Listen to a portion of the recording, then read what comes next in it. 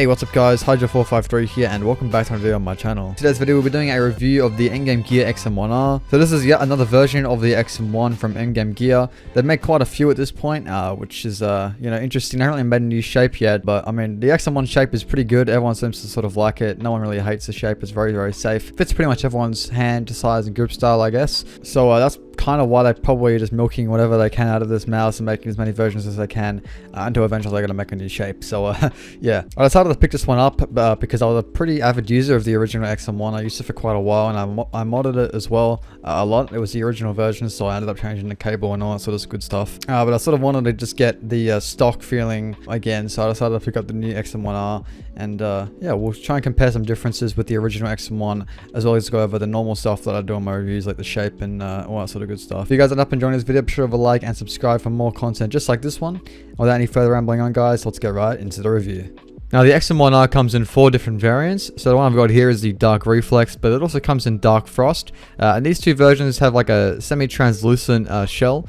So if you look closer, you can sort of see through the plastic. It's like a dark, as the name suggests, it's like a dark sort of coating over it, which makes for a pretty cool effect. The Reflex is the glossy version, which I would kind of recommend if you have pretty slippery hands. But the Frost one is basically the same thing as this, just matte instead. Now, along with the new Dark Reflex and Dark Frost variants, it also just comes in the generic plain white and plain black.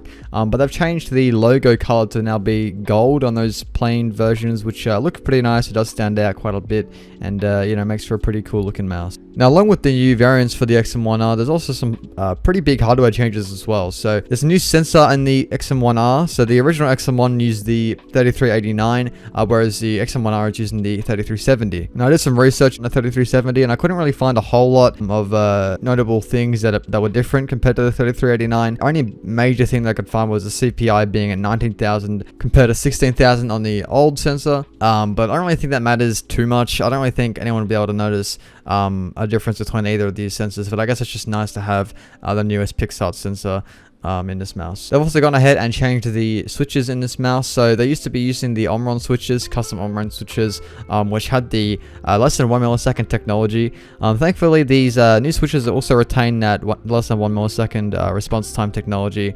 But now they're using custom KLGM 8.0s, which I'm not really that familiar with. But they sound good. I guess they're from a different company, so they're not from Omron this time. They're from Kale. I've been having a pretty good experience with these switches so far. I do like the way they feel. Very crispy, and yeah, they also went ahead and improved the side button switches.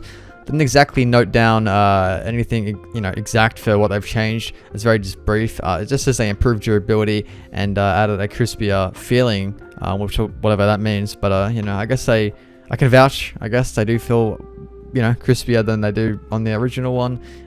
But yeah. Now the final hardware change is the cable. So they've gone ahead and updated the flex cord, which I never got a chance to use. I had the original XM1, which just had the rubber cable.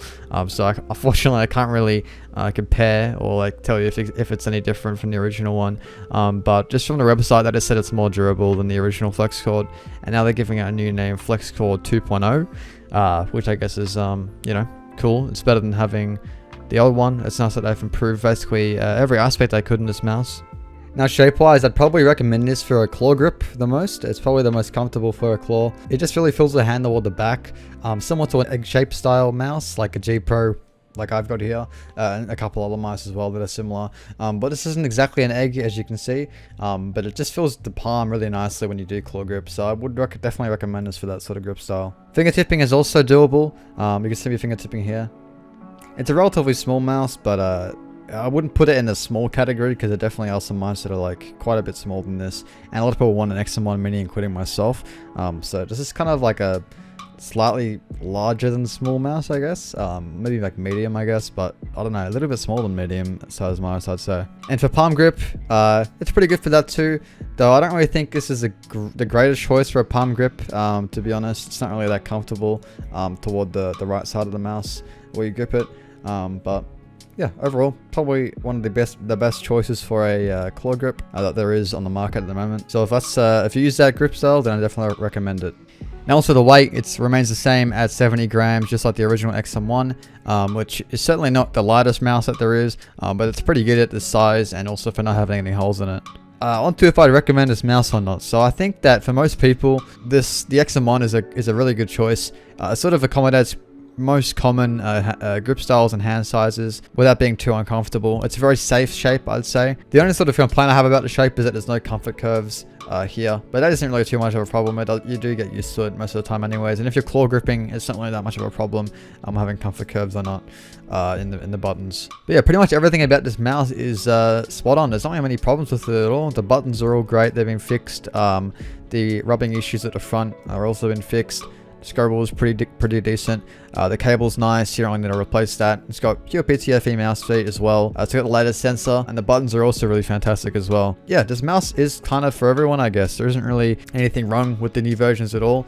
Unlike the original XM1s, there was a couple problems there, but this is just an all-around good mouse. But yeah, that's gonna wrap it up for this video, guys. If you enjoyed it, be sure to leave a like and subscribe for more content just like this one. And yeah, I'll see you guys in the next one. Peace out.